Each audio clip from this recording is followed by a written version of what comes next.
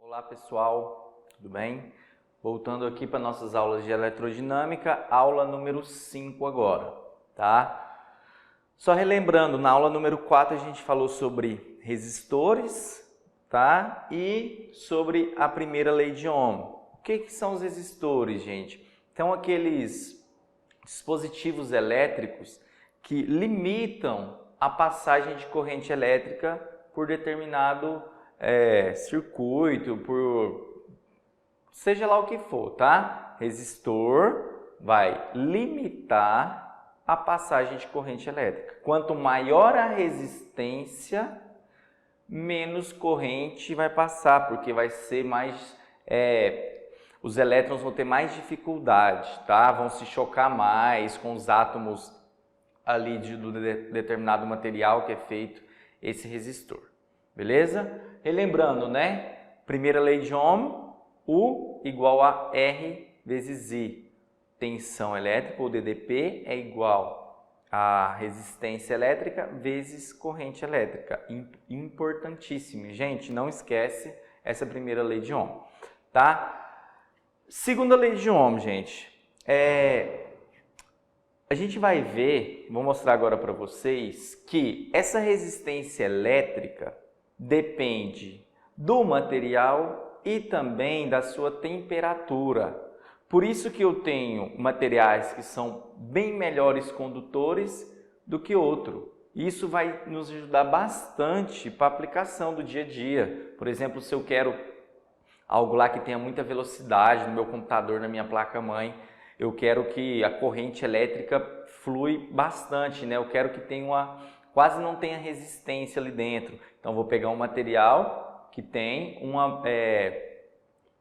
uma resistência bem baixa, que é para passar bastante corrente elétrica.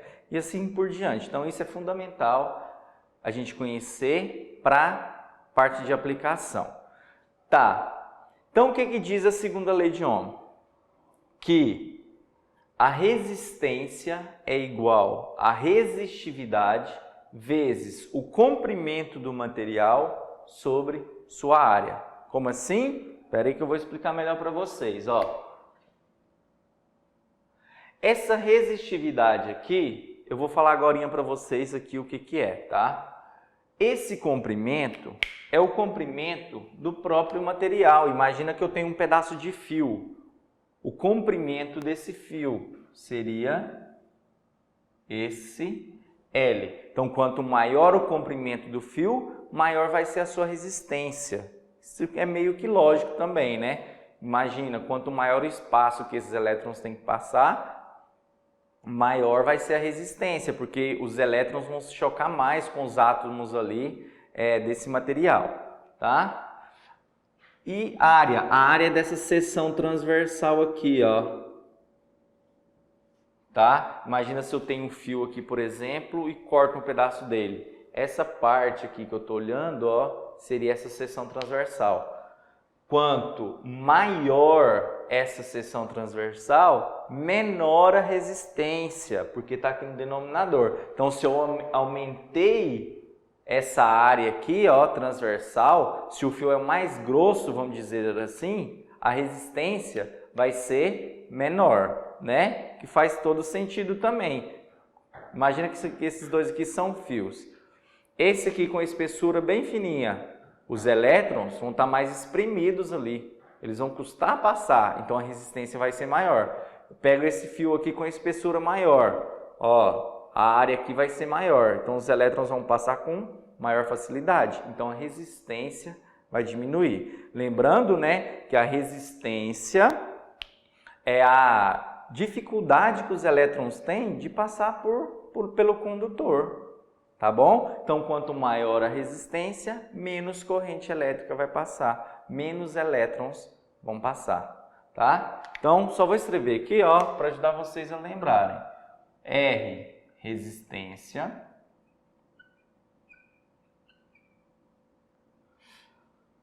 Essa letra grega aqui, ó, chamada de Rho, tá? É resistividade. O L é o comprimento do material. No caso aqui do meu exemplo, foi o comprimento do fio, tá? Quão longo ele é. E por último, A, que é a área. Não é a área total do fio não, tá, gente? É a área dessa seção transversal aqui, ó. Dessa parte em vermelha que eu destaquei lá, tá? Então, isso eu calculo a resistência, tá? De certo material, por exemplo. Resistência e temperatura. Vou mostrar para vocês que estão diretamente ligadas. Ó, a resistividade é igual a resistividade inicial, que é um parâmetro inicial lá de cada material, tá? A parênteses, 1 mais alfa. O que é esse alfa? É uma constante de cada material. O cobre tem 1, o alumínio tem 1, o ferro tem 1, o ouro tem 1. Então, isso é uma constante de cada material, tá? Vezes a temperatura. Diferença de temperatura, né? Por causa do delta. Ou seja, a resistividade ela está diretamente proporcional à temperatura. Quanto maior a temperatura, maior vai ser a resistividade. Quanto maior a resistividade, maior vai ser a resistência. O que eu posso concluir com isso? Quanto maior a temperatura, maior a resistência. Que faz todo sentido. Por quê? Lembram lá nas aulas de termoelétrica, né? Ó, quanto mais agitado o material tá, mais as partículas, quanto maior a temperatura, mais as partículas estão agitadas ali dentro, né? Então, quando esse material está bem aquecido, as partículas vão estar se agitando muito. Então, os elétrons livres que estão passando ali, né? Imagina que esse material aqui está muito aquecido. As partículas aqui desse material vão estar agitadas, vão estar se movimentando muito ali. Se eu tenho corrente elétrica aqui, os elétrons estão passando, vão se chocar cada vez mais com esses átomos desse material. Se a temperatura, por outro lado, estiver mais baixa, o movimento dessas partículas do material vai estar menor. Então, os elétrons não vão se chocar tanto, beleza? Então, de novo, quanto maior a temperatura, maior a resistividade. Quanto maior a resistividade, maior a resistência, tá? Então, quanto maior a temperatura, maior a resistência do material. Mais difícil vai ser os elétrons passar, menos corrente elétrica vai passar, certo? Aqui eu coloquei, ó, só a fim de curiosidade para vocês, alguns materiais e a resistividade. Percebam, quanto menor a resistividade, menor é a resistência, ou seja, mais corrente vai passar. Então, quanto a menor a resistividade do material, melhor condutor ele é. Mais corrente elétrica vai passar. Olha o cobre, 1,7 vezes 10 elevado a menos 8. Um excelente condutor elétrico. O alumínio, 2,8 vezes 10 a menos 8. Excelente condutor elétrico, só que ainda perde para o cobre.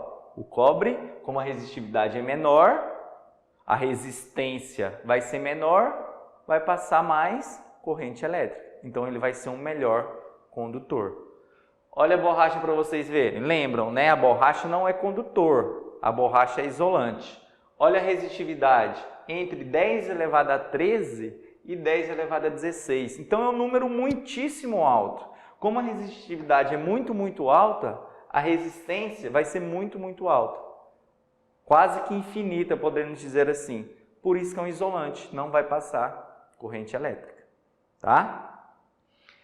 Fusíveis e disjuntores, gente, só para finalizar a aula aí, são dois dispositivos muito usados. Com certeza vocês já ouviram falar. O disjuntor é algo mais recente, tá? Antigamente a gente só tinha fusível, tá? Não é fuzil, é fusível, tá? Então, os fusíveis, assim como os disjuntores, são usados para quê? São usados para proteger determinado circuito, determinada rede elétrica. Não sei se já aconteceu com vocês, por exemplo, está lá na casa de vocês, a televisão está ali ligada, o computador ligado, o ar-condicionado ligado, aí Uma pessoa entra no banheiro lá, liga o chuveiro para tomar banho, vai no outro banheiro, liga o chuveiro também, puf, acaba a energia da casa. Qual que é a primeira coisa que vocês vão pensar? A chave. Muita gente fala assim, né? A chave caiu. O que é essa chave cair?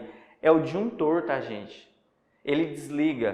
Por que ele desliga? Para proteger a corrente que está passando ali. Como você ligou vários equipamentos elétricos, a corrente ali vai aumentar, vai estar passando mais corrente elétrica. Aí isso aqui é para avisar assim, opa, está passando muita corrente, não pode. Vai queimar alguma coisa, vai pegar fogo, não pode. Aí o que ele faz? Ele desliga, ele desarma. Chegou um limiar ali que ele não deixa mais passar. Tanto é que se você pegar esse disjuntor, lá na pontinha dele da chave, assim, ó, tá escrito lá, por exemplo, um usual 25 ampere, 15 amperes, 10, 50, aqueles maiores, dependendo da rede. O que isso quer dizer? Ó, eu vou deixar passar a corrente elétrica aqui até 25 amperes. Passou de 25 amperes, não pode mais. Aí ele desliga, tá? Justamente para proteger aquela rede elétrica ali, para não ter perigo de colocar fogo em nada, de queimar nada, tá? Fusível, a mesma coisa. Antigamente não tinha isso aqui, a gente usava fusível. Qual que é a diferença? Esse aqui, ele desarma. A gente pode ir lá depois, ele fica até bambo, né? Você levanta, desce e depois levanta de novo. Aí pronto, ele está ligado. Esse aqui não faz isso, esse aqui ele queima, tá? Usado em carros, hoje os carros usam, né? Até hoje tem o fusível lá. Para quê? Para a mesma coisa, tá, gente? Por exemplo, um fusível de 1 ampere. O que ele faz? Ele deixa passar corrente, vai passar corrente por ele ali até 1 ampere. Passou de 1 ampere, ele queima, não vai passar mais. Aí você tem que ir lá e repor, porque se ele estiver queimado, não vai estar passando corrente por ele, esse circuito elétrico aí não vai estar funcionando, tá? Então, fusíveis e disjuntores são para proteger o circuito, proteger a rede elétrica, para limitar essa corrente que está passando por ela. Beleza? Então, o importante aqui da aula, né? Segunda lei de Ohm, não se esqueça, a resistência do material que eu estou usando está diretamente ligada com a resistividade, que eu falei para vocês, que está diretamente ligado com a temperatura, o comprimento do material e a área. Beleza? E citei os exemplos aqui para vocês. Então, era isso a nossa aula 5 da segunda lei de Ohm.